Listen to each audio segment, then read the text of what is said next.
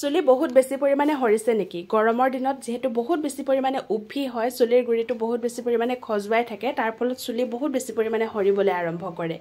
তাৰ উপৰিও আপোনাৰ চুলিখিনি আধাতে ছিগি গৈছে নেকি? এই যে কুটুলা কুটুল চুলি বুলি কোৱা হয়, তাৰ উপৰিও আপোনাৰ চুলিখিনি বাৰু নাবাঢ়ে নেকি? তেতিয়াহ'লে এই বিধানটো আপোনাৰ কাৰণে। তাৰ আগতে মই আপোনালোকক মোৰ চুলিখিনি অকণমান দেখুৱাই ল'বলৈ চেষ্টা কৰিছোঁ। মই এই বিধানটো ঘঁহাৰ পিছত মোৰ চুলিখিনিৰ এয়া পৰিৱৰ্তন আপোনালোকে নিজে দেখিছে।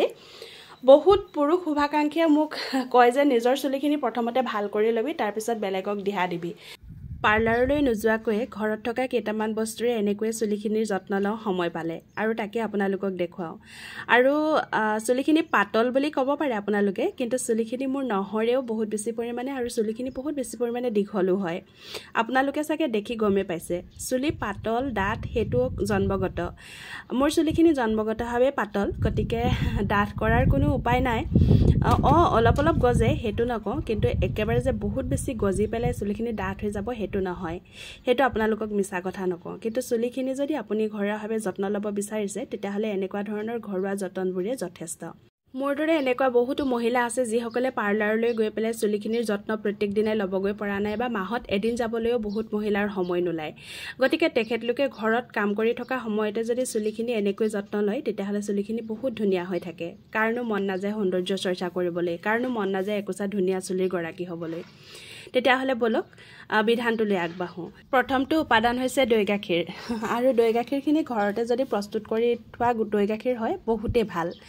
আৰু দৈ গাখীৰে আমাৰ চুলিৰ আৰু ছালক বহুত বেছি পৰিমাণে ধুনীয়া কৰি তোলে, আমি সকলোৱে জানো নহয় জানো। তাৰ লগতে মই দি দিম এয়া চেম্পু। মই ব্যৱহাৰ কৰোঁ ছানছিল্ক। আপোনালোকে যি চেম্পু ব্যৱহাৰ কৰে সেই চেম্পু ব্যৱহাৰ কৰিব। খালি চেম্পু অকণমান সৰহকৈ দিব লাগে, যাতে মানে চুলিখিনিত লগোৱাৰ পিছত পূৰা ফেন উঠি যায়। আৰু মই 2 পেকেট চেম্পু ব্যৱহাৰ কৰিছোঁ, মানে 2 চামুচৰ জোখৰ দৈ গাখীৰ লৈছোঁ। 2 চামুচ বুলি ক'লে ভুল হ'ব, আমি যিটো সাধাৰণ চামুচ ব্যৱহাৰ কৰোঁ সেই চামুচেৰে 4 চামুচ হ'ব, তাতে মই 2 পেকেট চেম্পু ব্যৱহাৰ কৰিছোঁ। আৰু ইয়াতে আৰু এটা বস্তু দিব লাগিব, যিটো নেকি চুলিৰ উজ্জ্বলতা বহুত বেছি পৰিমাণে মানে বঢ়াই তোলে, আৰু চুলিখিনি বহুত ধুনীয়া লাহি পাহি কৰি তোলে। আৰু এই বস্তুটো হৈছে নেমু, আৰু এই নেমুৱে আমাৰ চুলিৰ গুৰিত হোৱা খজুৱতি উফি সেইবোৰ নাইকিয়া কৰি তোলে। আপোনালোকে চাগে জানে, আৰু আপোনালোকে হয়তো এই বিধানটো বহুতে লগায়ো। যদি আধুনিক ভাষাত ক'বলৈ যাওঁ, এইটো হৈছে এটা হেয়াৰ মাস্ক। কিন্তু আমি হেয়াৰ মাস্ক বুলি ক'লে ইমান সুবিধাজনক অনুভৱ নকৰোঁ, সেইকাৰণে চুলিৰ যতন বুলিয়ে কৈ থলোঁ, আপোনালোকে নিজে নাম এটা দি ল'ব। এতিয়া চুলিৰ গুৰিৰ পৰা আগলৈকে যিমান ধুনীয়াকৈ পাৰি আপুনি লগাই দিব। মই প্ৰথমতে গুৰিত লগাওঁ, যিহেতু গুৰিটোত লগালে মানে মই এইকাৰণেই ভাল পাওঁ, কাৰণ লগোৱাৰ সময়ত অকণমান গুৰিটো মালিচ কৰি দিয়া হয়, আৰু মালিচ কৰিলে আমাৰ ৰক্ত সঞ্চালন খুব ধুনীয়া হয়, আৰু তাৰ ফলত চুলিৰ গুৰিটো সক্ৰিয় হৈ পৰে আৰু বহুত বেছি পৰিমাণে শক্তিশালী হৈ পৰে। গতিকে চুলি বহাত সহায় হয় নে কি কয়? এতিয়া আপোনালোকে ধুনীয়াকৈ এনেকৈ লগাই থৈ দিব। বহুত সময় লগাব নালাগে, 20 মিনিটমান সময় ৰাখি থ'ব, আৰু 20 মিনিটমান সময় ৰাখি থোৱাৰ পিছত আপোনালোকে নৰ্মেল পানীৰে ধুনীয়াকৈ ধুই পেলাব।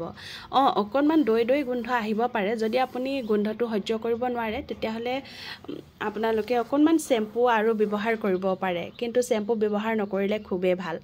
এয়া চাওক, মই ধুনীয়াকৈ লগাই দিলোঁ।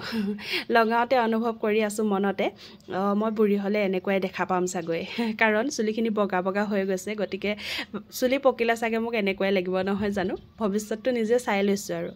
আৰু এটা কথা কি জানেনে, আমি প্ৰত্যেকেই আচলতে জীৱনৰ প্ৰতিটো দিনত কোনোবা এটা মুহূৰ্ত নিজক দিয়া উচিত, কাৰণ ভৱিষ্যতে আমি নিজেই নিজৰ লগত থাকিম।